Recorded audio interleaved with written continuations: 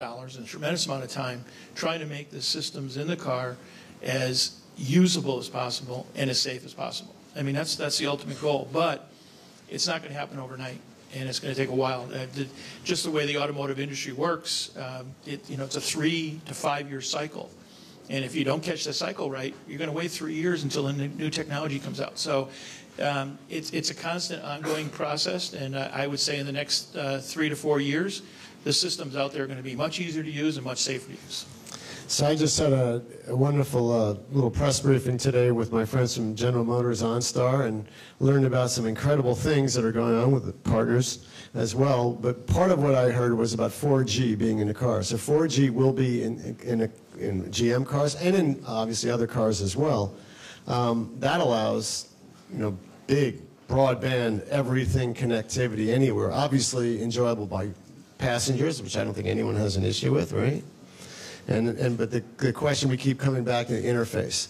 And starting here, there's two different points of view. One is that everything should be hooked up to the car and the interface is in the dashboard. And the other is more of a free market Wild West. You bring your product in and it works or not. Is that a dichotomy that's a reasonable dichotomy that I'm starting to understand? Anybody want to comment? Well, I think that you're going to have a split review of that. I've got a 27-year-old daughter and 25-year-old son. As Charlton Heston used to say about in his NRA speeches, prying that out of my cold, dead hands. You're never going to pry that smartphone out of my kids' hands. That's their device. That's their music. That's their life. Everything's on there. Or my Pandora on my tablet. Right, or their tablet. They're going to bring that into the vehicle, and they're going to want to do that. People in my age group, 55 and plus, what they're going to do. It's a young age group. I like that age group.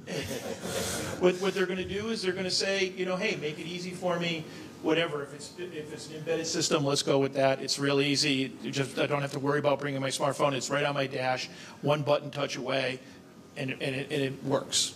So you're going to have a dichotomy there of who's going to want to use it. So I think that anybody under 40 is going to definitely, you're not going to take that smartphone out of their hand. They're going to have some kind of way to connect to the car. Anybody over that age? We do what we're told. Simpler the better. Simpler the better. Gloria, you have some views. Yeah, and I'll add to that is that the Alliance actually supports a comprehensive approach to this, working with the apps makers, the mobile device makers, all of the technology companies, and we also support a voluntary approach because the digital world is changing so quickly that we're still learning, we're researching, we're finding out information, and we're still adapting our systems. And for the Alliance Distracted Driving Principles, the first set of them we developed in 2002, which was 5 years before the smartphone came out and changed everything. And we've updated them twice since, and I really view them as some best practices about our combined knowledge about what works, what's effective, so that we can all try to make the driving environment as safe as possible. Kevin, you referred earlier to the Phase 1 and Phase 2. For people who may not know what you're talking about, could you explain it? Sure.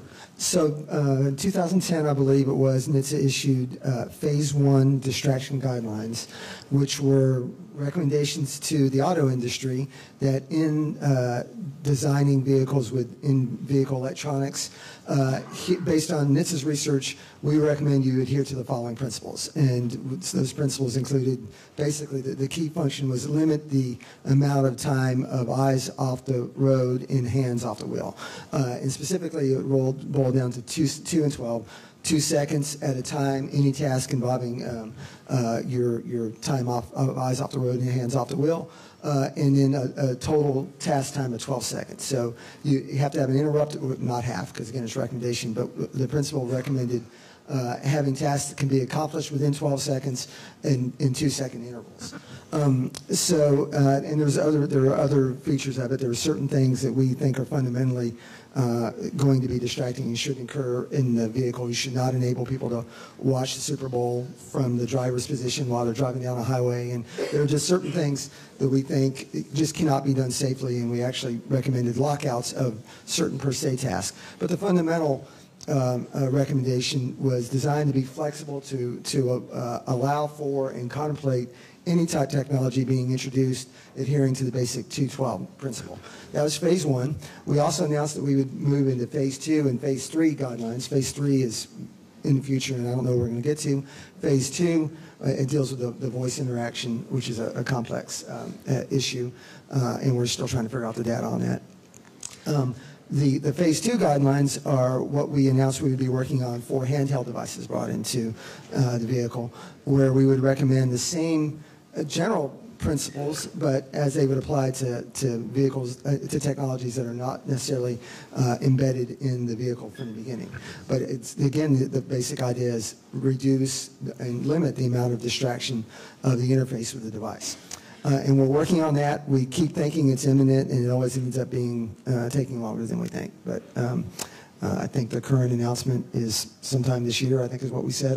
And I'm not trying to make news now. Whatever we said before, we're still working towards that. I just hate to predict it because it's been delayed before, and unfortunately these delays often happen. So 2 days ago, Newt Gingrich, the former Speaker of the House and presidential candidate, for those who don't know, wrote a commentary called "Keep Bureaucrats' Hands Off Our Smartphones." And it said, "Does a week go by without news of federal bureaucrats outrageously extending their tentacles of authority over modern society? The NHTSA is claiming sweeping authority over our smartphones, asserting the right to approve any software that might be used in a car. Under the principle, NHTSA control could creep behind navigation apps, any software, including music applications, news alerts, email notifications, even the phone function itself can be considered as threats to highway safety." And he goes on pretty strongly to talk about how car companies are used to being regulated, and there's really no such thing as a voluntary standard by NHTSA because of the power and the authority that the NHTSA has over cars. But as some have pointed out, NHTSA has no authority that anyone can figure out under present law over products, but yet you're talking about phase 2 guidelines. How do you reconcile that, Kevin? As we talked about before, Gary, I actually had not read it. I'd heard about the article. I had not read it until a few minutes before, and Gary asked me to read it. So it said what I thought it would say. The former congressman wrote an opinion piece based upon what he understood from all the press reports NHTSA was doing without actually having any idea what NHTSA is actually doing. We are not contemplating and working on any regulation of handheld devices, nomadic technologies brought into the vehicle. We've announced, and all that we're doing is working on what will be purely voluntary guidelines that the industry can choose to ignore or not. We would hope, because the industry is interested, as some of the panelists, George is making a point very, very clearly. We agree that y'all want to make the devices as easy as possible to use, and we want them to be as easy as possible to use, because the easier they are to use, the safer they're going to be to use. So we don't really think there's any divergence between what NHTSA is going to be recommending and what the industry wants to be doing, but a lot of people are crying the sky is falling that NHTSA is out to regulate the whole industry. As Gloria can tell you, we actually don't regulate everything in the automobile. There's only parts of the cars that they build that right now NHTSA regulates. We have federal motor vehicle safety standards that can apply to everything in an automobile, including any automotive equipment brought into the automobile, but right now only applies to certain aspects of the car. So there's a lot of things that go into the car and that are built on the car that are not subject to NHTSA's regulation. It's because the agency only regulates when there's a safety need to do so. We are not in the mission of standing in the way of technological innovation of the vehicle itself or other technologies brought into the car. We have long-standing authority to regulate automotive equipment. So if you design an app which is designed to control your car, my iPhone right now, I can cut my car on. So, we regulate the key. When I take my key, actually my keys is also electronic, so it works the same way. So if you can regulate the key brought into the car, if your iPhone can also cut on the car, what is the big deal? And we don't think there's a big deal. It's been long-standing recognition that an app that interfaces with a car and can control the car is subject to NHTSA's regulatory authority. Now, right now, there aren't any regulations that apply to that iPhone app because there's no safety need that we've identified to actually regulate that. But if you were to have apps that were to create cars that were being cut on turned on inadvertently, and they'd be, put into drive and rolling off without the owner of the car even knowing that's happening. It'd be really easy to posit a safety need to do something about that app. And so if the need arises to deal with apps that are designed to interface with the vehicle, NHTSA has clear authority there. We're not talking about apps that are designed to interface with humans, because if you can use the app while you're walking down the street and you use it the exact same way in your automobile, then that's not something that we would consider automotive equipment. But there's plenty of apps out there being developed. A lot of them have great safety potential, and we very much would like to see them developed, that are specifically designed to interface with the car. And when they do that, they're automotive equipment that when the need arises, NHTSA could, again, if the need arises, because we can't just willy-nilly regulate, we can only regulate when there is a safety need, NHTSA could do that. So just to clarify, because you used the word regulate, you kept saying we can't regulate, but you could issue guidelines is what you're saying, because you don't view that as regulation. Guidelines are not regulations. Guidelines but are you're smart. You've served as a smart lawyer for dozens of years, and you know that if you had clients and they say, oh, a government's issuing a guideline, if I don't follow it, I'm taking certain risks, aren't I?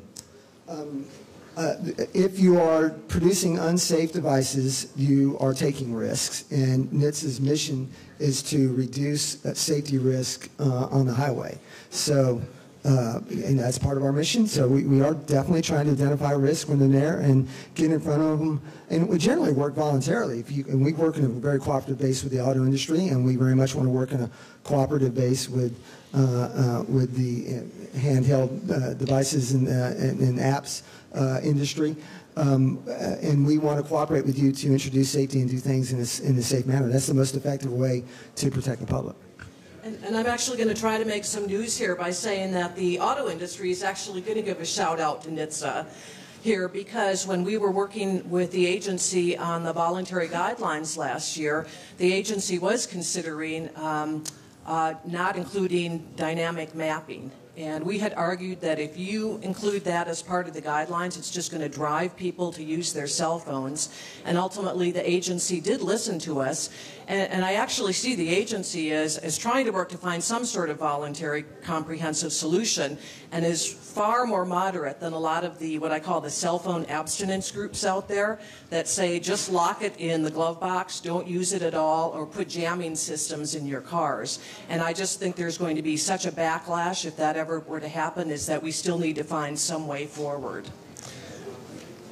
I'm going to come to you, David, to talk about the insurance view, not only of this, but other technologies that are out there. But I do want to say that from at least the CEA perspective, there are lots of technologies that have nothing to do with any of this, such as technologies which look at your eyes and see whether they're distracted. There's technologies which are being sold, lane shifting technology, which will tell you if you're leaving a lane, collision avoidance technologies. There's technologies which can perceive if you are not paying attention.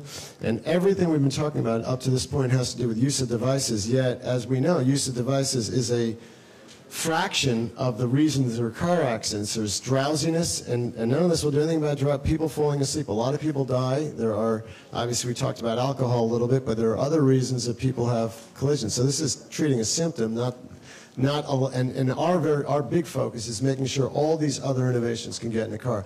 Insurance perspective, not only in this, but a broader perspective, are there technologies that the insurance industry is interested in? I've heard that people are getting lower insurance rates because they're allowing certain technology in their car to monitor their driving. Is that creating a new sub-industry of people who hire fake drivers for 30 days while they're being tested? I have so many questions for you I'd like to hear your answer to. Right. I mean, so, I think there are technologies out there that have nothing to do with infotainment and distracting the driver from the driving task, but actually can help the driver manage, his distraction and his driving.